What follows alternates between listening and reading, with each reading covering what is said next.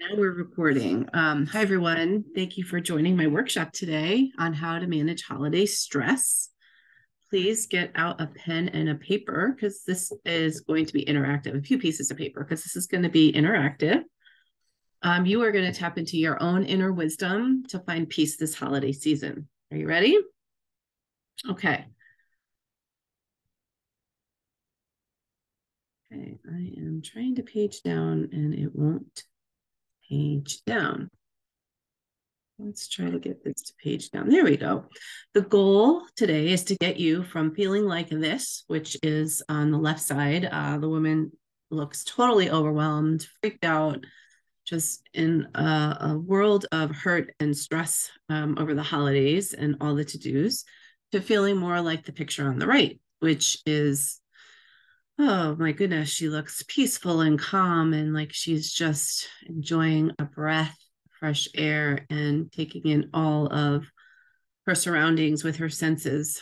Uh, wouldn't we want every day to feel like this? Well, you can have this. So let's move on here. What you're going to learn today is how to recognize the symptoms of holiday stress and overwhelm, how to manage the expectations of not just yourself, but other people, how to reduce what's on your plate, and then 5 simple things to do when overwhelm still creeps in. So please stay until the end because there's some holiday gifts from me to you, and also your questions will get answered at the end. So is this you? Your plate is overflowing with to-dos for the holidays. Decorating, shopping, wrapping, addressing, stamping, and mailing gifts and cards. Cards happen to be my personal pet peeve. Throwing and attending parties, cooking, cleaning, traveling, attending kids' events, all while your responsibilities at home on a daily basis continue. So this is on top of what you're already doing inside and out of the home. So the stress is building, or maybe it's already arrived. How you recognize when you're in holiday stress and overwhelm? Well, you might find yourself easily triggered. Your mind is very scattered. You don't know how you're going to get it all done and manage it all. Your body is tense and anxiety is setting in. You have to remind yourself to breathe. You're not sleeping well. You're drinking alcohol or more alcohol. You're eating more than normal. There's other signs too. You know what they are for you. Just recognize what they are. So let's talk a minute about expectations. Often we do things we've always done before or conditioned to do without even questioning it.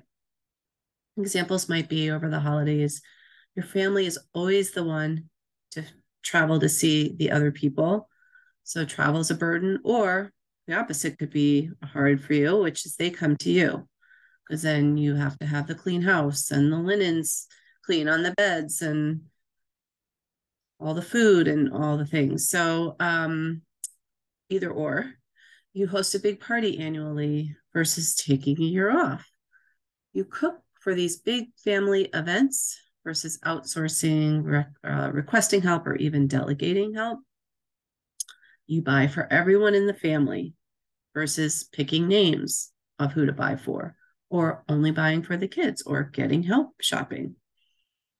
Every detail has to be perfect. The decor, the food, the tree, the presents, versus letting go of a detail or two. Question the source and the reasons for these expectations to do it all and to do it all perfectly. That's what we're going to do today. It's really draw to your awareness what is happening and how this is causing you uncomfortable feelings. So let's start with an exercise on changing the expectation. So you could think about the list that I just read off to you, or whatever else came to mind. One specific expectation that's bothering you that you would like to change for the holidays. And first of all, is this expectation from someone else? If it is, get out your pen and paper. I want you to start answering these questions. Say it's a mother-in-law or a demanding sister-in-law, or who knows, some person in your family or even outside your family. What is behind taking on someone else's expectation? Why would you do that? Just really answer that question. Okay. The next question: what would happen if you started a new tradition instead of following someone else's? What is that new tradition that you would rather have than the one that is governed by someone else's expectation?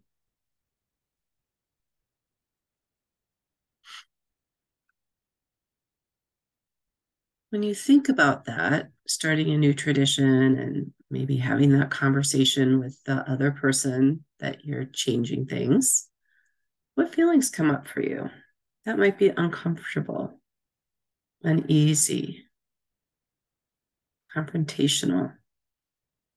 Just notice those feelings and breathe through it. They're just feelings, they're just emotions, and they'll pass and they're not going to hurt you. And there's ways that you can deal with having that conversation, but that's a separate conversation with coaching. And then finally, if you think about this new tradition that you want to do, what feelings come? Or maybe it's just not doing the old one. Maybe it's just not doing that. What feelings come up associated with this new tradition you want to set? Are those feelings different than the feelings when you think about the expectation? These are the feelings when you are energized about creating something new that's from you and not from past conditioning. These are the feelings that you want to focus on and follow through. Those feelings will help you follow through. Okay. Now, there's also expectations that we put on ourselves. We put ourselves through undue stress. So, why have you set this expectation where it is? Because you're the one setting it. So, why did you set it where it is? What if you changed the expectation to lower your stress level? I'll give you a minute to write. And if you can continue writing if you're still working on number 2, or just on number 3 for people who are trying to manage their own expectations, right? So go ahead and write, why have you set this expectation where it is? Not going to be an easy answer. And it's probably going to take a lot of introspection. So you can always go back to it. What if you changed the expectation again to lower your stress level?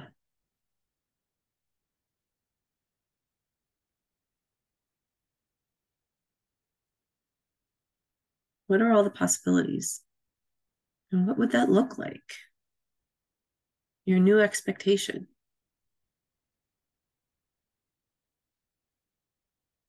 Maybe it's doing less of something. Maybe it's doing less perfection of something.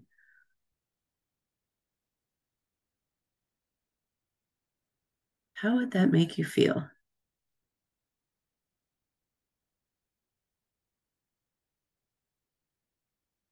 Focus on the good feelings of changing those expectations.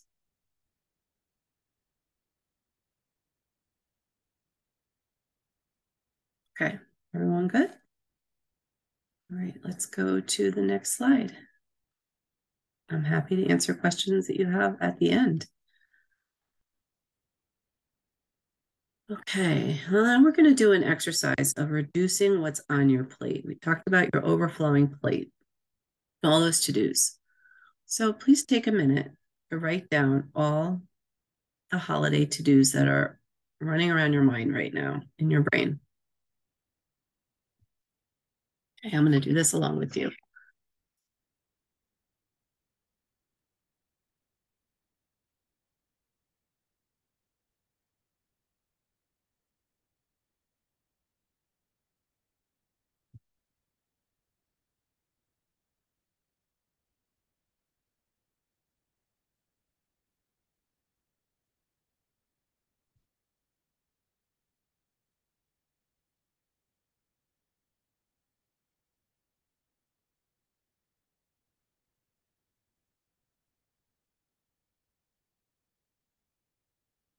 Okay.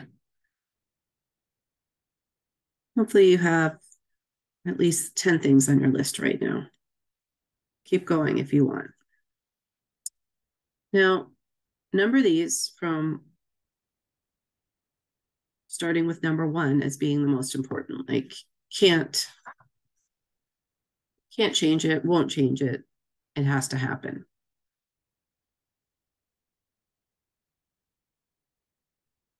Okay, and then continue numbering from there. Take a minute to really just prioritize.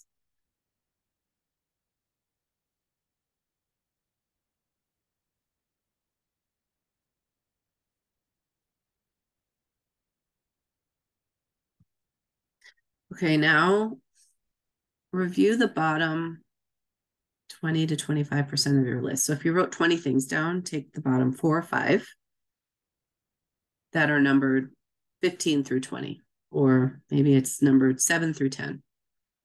The ones that just aren't the most important to you. Might be important to someone else, but maybe not to you. So let's decide how to handle each item on the bottom 20 to 25% of the list, okay? These are the options. I'm not aware of other options, but maybe there are. Number 1, you could completely omit that item from your list. So what's something that you might despise that you could skip this year? Or would anybody really notice? Really? Would they really notice? I find most of the things I do for my family, I think I'm doing for my family, but then they don't even notice when it's not there. So would they really notice?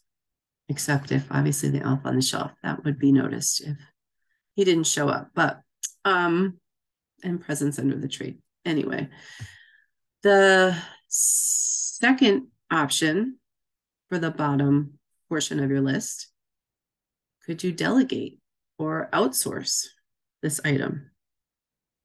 You know, there's other people that can do the wrapping. There's other people that can do the shopping or the cleaning. There are family members that could help. So think about that as an option. And then finally, you could do some portion of what you normally do, but just maybe reduce it. One of the things that my sister recommended was let's not buy for the kids anymore. I'm sorry, let's not buy for adults anymore. Let's only buy for the kids. And at first I thought, because that was our tradition, right? That was the expectation. And I thought, well, doesn't she like what I buy her for Christmas, or she doesn't want to buy for me anymore? Then once I got over that, and I realized this does make things a little bit simpler if we just focus on the kids. I realized that this sets a much better expectation, and my husband and I don't miss the gifts, and I'm sure she doesn't either. So that's just an example. All right, so take a minute and continue to work through your list, things that are on the bottom, the things that you despise. Are you marking anything off your list? Are you delegating or outsourcing? Are you marking those? Or are there other things that you can change?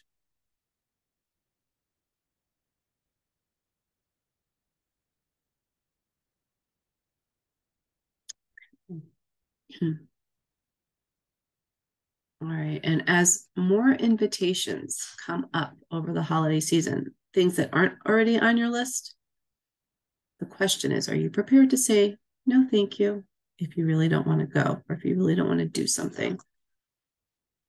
Are you prepared to say that? Do you have boundaries? Can you really assess and for yourself if this is something you really want to do, or if you don't? Can you be strong enough to say no?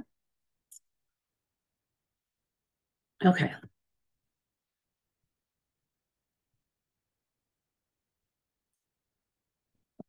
Let's go to the next slide. So we've already done some things to reduce expectations, change expectations, start new traditions, the ones that we like versus the ones that we don't.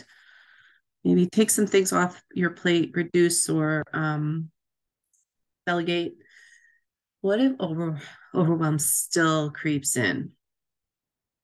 What do you do about that?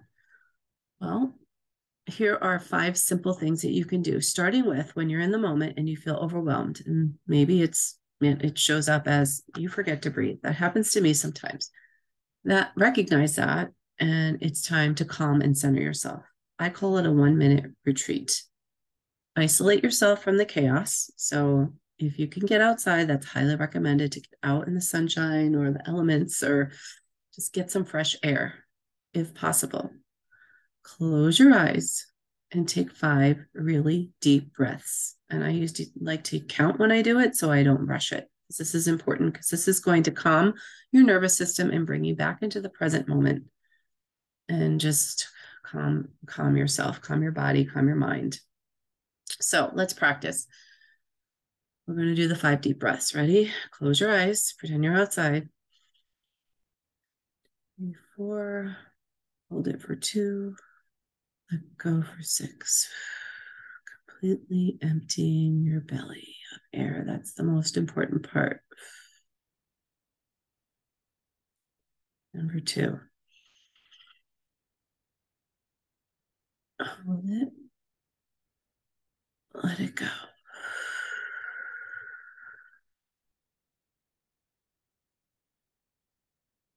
Number 3. Hold it. Let it go.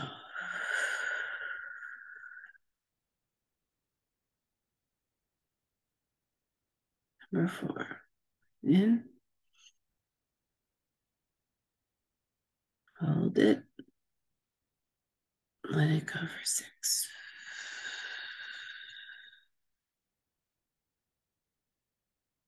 Last one. Breathe in.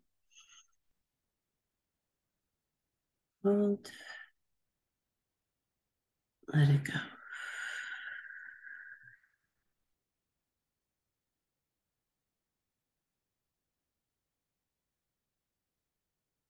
Open your eyes gently. That was your 1-minute retreat. I hope that felt great. You're going to maybe need this a few times throughout the holiday season. Don't be afraid to use it. Number 2, be comforted knowing that you will get through this. You did last year and all the previous years. No one's going to get hurt. It's only our primitive brains that make us feel like we're going to die if we, in this situation. Just know that this year will be no exception. You will get through this. And now you have more tools to work with. Number 3, give yourself grace and compassion. Why are we so hard on ourselves, ladies? When things don't go exactly how we planned, conjure up your sense of humor, laugh at yourself, and just let it go.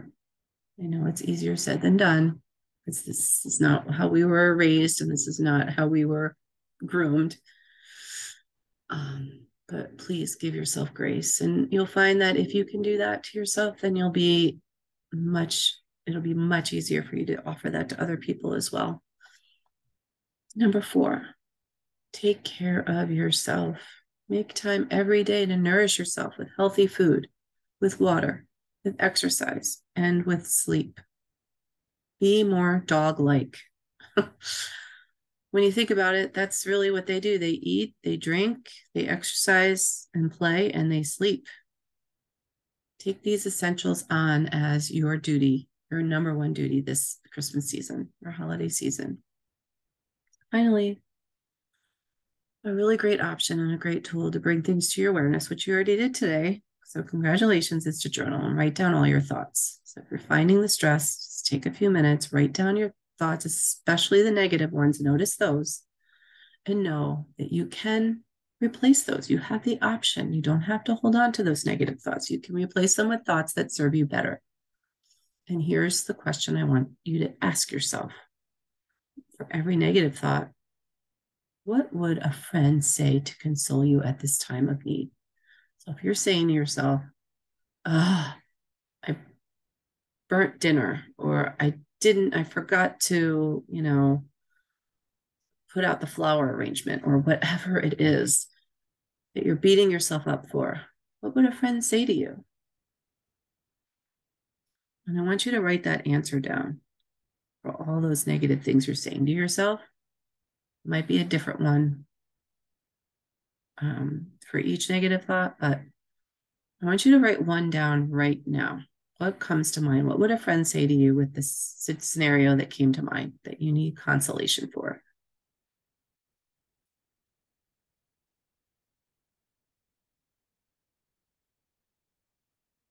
Maybe it's okay. You're going to be fine. Or you did your best. Feel good about it. Or let it go.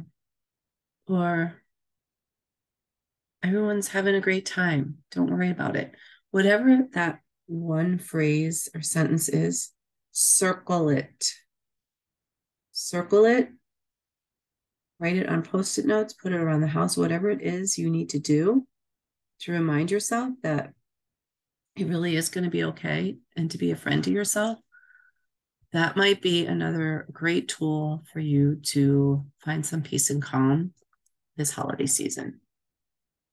Okay, so to recap, today you've learned to recognize when you're in holiday stress or overwhelm.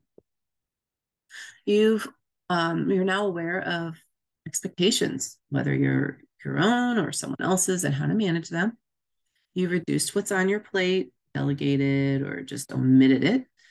And when overwhelm still creeps in, as it will, because we're humans, refer to those 5 things that I mentioned on the last page. And know that this deck will be posted in my website under resources so that you can access it at any time. So if you didn't have time to get through all the exercises, you can go back and find it. So here's my gifts to you for peace and calm this holiday season.